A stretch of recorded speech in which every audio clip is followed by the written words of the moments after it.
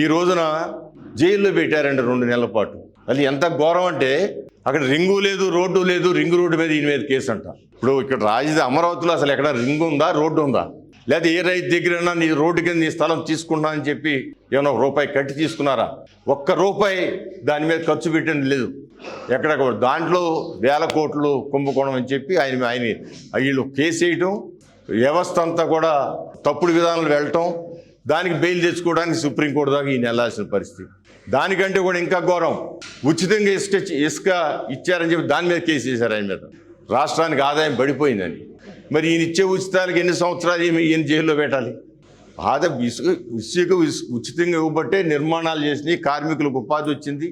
మరి ఇవాళ ఇసుకని అందుబాటులో లేకపోవటం వల్ల ఇవాళ ఎలాంటి పరిస్థితి ఉంది? అనేక మంది కార్మికులు వాళ్ళకి పని లేక వారానికి కనీసం 2 రోజులు కూడా మాకు పని రావట్లేదని వాపోతూ ఉన్నారు. గతంలో రోజుకు 1200 నుంచి 1500 సంపాదించుకునే వాళ్ళు ఈ రోజున వారానికి 1500 సంపాదించుకోలేకపోతున్నాం అని చెబుతూ ఉన్నారు. మరి అలాంటి దాని మీద కేసు కట్టారు. స్కిల్ డెవలప్మెంట్ కార్పొరేషన్, అది కొందరికి అర్థం కాకపోవచ్చు, కానీ మనం దాని మీద 274 కోట్లు పేమెంట్ అయింది.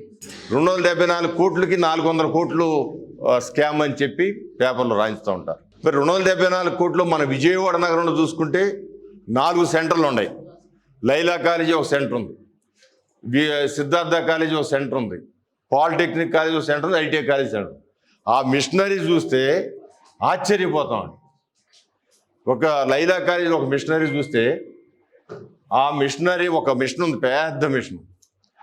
దాంట్లో కంప్యూటర్తో అటాచ్ అయ్యి మనం ఒక మనిషి బొమ్మని తయారు చేయాలంటే దాన్ని కంప్యూటర్లో కొట్టేసి వదిలేస్తే బొమ్మను తీసి కింద పడేస్తుంది. అలాంటి మిషన్ స్కిల్ డెవలప్మెంట్లో అది ఒక్కొక్క మిషన్, అక్కడ ఉన్న మిషన్లన్నీ లెక్కేస్తే 3 పేదవి. దీనికి 4 ఇంతలు ఉన్న బిల్డింగులు, అలాంటివి 4 బిల్డింగుల్లో ఆ మిషనరీ అంతా పెట్టుంది.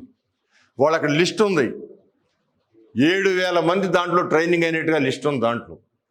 దాంట్లో ఎవరైతే కొందరు ఉత్తరాలు రాశారు, మాకు దీని ద్వారా పలానా సాటి నేను ఇంత శాలరీతో ఉద్యోగంలో చేరని చెప్పి, అలాంటి వాళ్ళ లెటర్లు సుమారు దగ్గర 1400-1200 మంది లెటర్లు వాళ్ళు మాకు చూపించారు. 7,000 మంది అక్కడ ట్రైనింగ్ అయినట్టు లిస్ట్ ఉంది, 1400 మంది మాకు ఉద్యోగాలు వచ్చినాయని చెప్పిన వాళ్ళు ఉన్నారు. అంటే ఆ స్కిల్ డెవలప్మెంట్ మీద ఎంత లబ్ధి పొందారో ఒకసారి ఆలోచన చేసుకుంటే నేను చెబుతున్నాను. మరి ఈయన అసలు ఖర్చు పెట్టి 274 కోట్లు, స్కామ్ జరిగింది 400 కోట్లు అని చెబుతున్నాడు. మరి ఇక్కడ ఆ మిషనరీ అంతా ఎంత ఉంటుందంటే మా తెలిసినంత మటుకి ఒక్కొక్క ఇన్స్టిట్యూట్లో 20 కోట్లు, అంటే 4 ఇన్స్టిట్యూట్లు సుమారు 60 కోట్ల నుంచి 65 కోట్లు. ఇలాంటివి 42 సెంటర్లు ఉన్నాయి ఆంధ్రాలో. అంటే ఎంత అయి ఉంటుందో చూసుకోండి. మరి అంత అన్యాయంగా కేసులు పెట్టి ఆయన్ని జైల్లో పెట్టడం జరిగింది 2 నెలల పాటు. ఇక్కడ నాయకుడు స్టేట్మెంట్ ఇచ్చాడు. భువనేశ్వరి మేడం గారు ఆవిడ జైల్లో ఉండగా నిజం గెలవాలని ఒక కార్యక్రమం చేపడితే దాని మీద నిజం గెలిస్తే చంద్రబాబు గారు జీవితాంతం జైల్లో ఉండాలని చెప్పి స్టేట్మెంట్ ఇచ్చాడు. ఒకసారి అర్థం చేసుకోవాల్సిన అవసరం ఉంది. అంటే ఇంత డెవలప్ చేసిన వ్యక్తి జీవితాంతం జైల్లో ఉండాలంట. 1,00,000 కోట్లు దోసేశాడు, 42,000 కోట్లు ప్రూవ్ అయినాయి, ఆ ఆస్తులు జప్తు చేశారు, 16 నెలల పాటు జైల్లో ఉన్నాడు.